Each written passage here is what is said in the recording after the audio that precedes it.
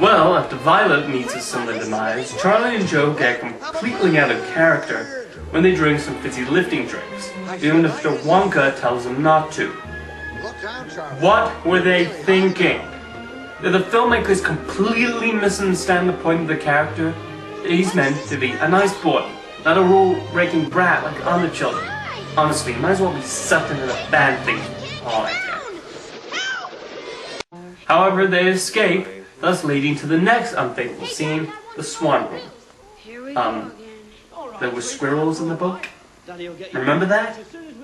Okay, I'll give them the benefit of the doubt and say that special effects weren't sophisticated enough back then, that they could have easily thought of a better replacement.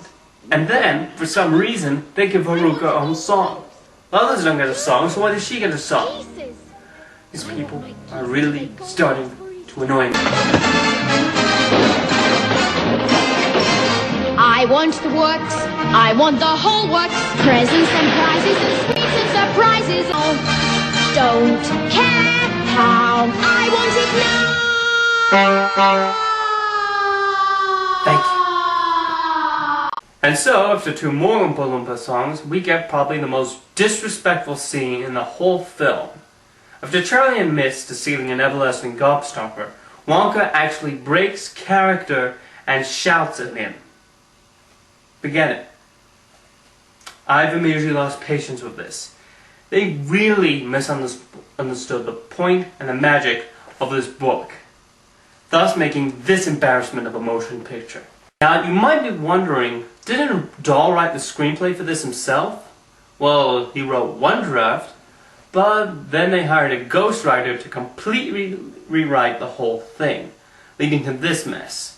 Dahl immediately denounced Willy Wonka and the Chocolate Factory as a sham, and thus refused to sell the rights to the book's sequel, Charlie and the Great Glass Elevator. The years following, despite Willy Wonka gaining a cult audience for what reason, film adaptations of Dahl's books were scarce. There was a BBC television version of Danny the Champion of the World, as well as an animated BFG flick. More well known was a version of The Witches that certainly excelled in special effects and a chilling performance from Angelica Houston, but was a poor adaptation and the ending was an insult to the book's message. Once upon a time, there was a girl named Matilda. Hi, Dad. Get in the car, Melinda. Matilda! Whatever. Who was extraordinary in every way. Pretty soon you'll be able to do any multiplication, whether it's 2 times 7, 14! or 13 times 379. 4,927. In the 1990s, we did end up seeing some decent film versions of Dahl's books, all by directors whose other work had that great dark comic feel that Dahl brought into spades in his work.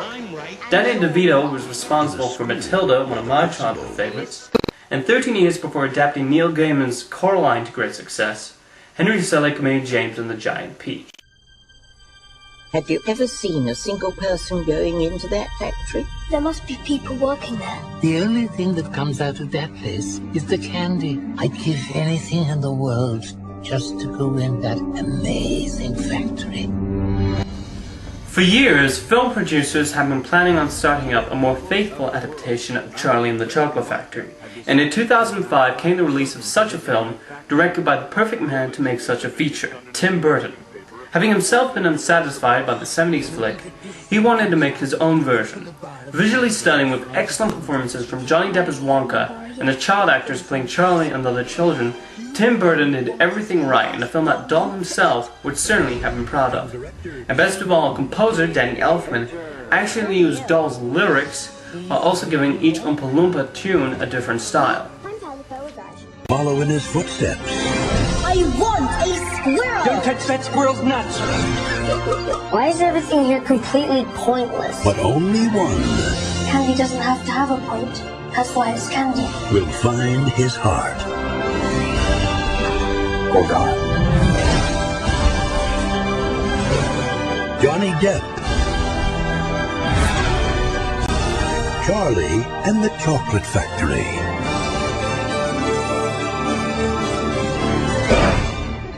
Wow. So, if you haven't seen Willy Wonka, do yourself a favor.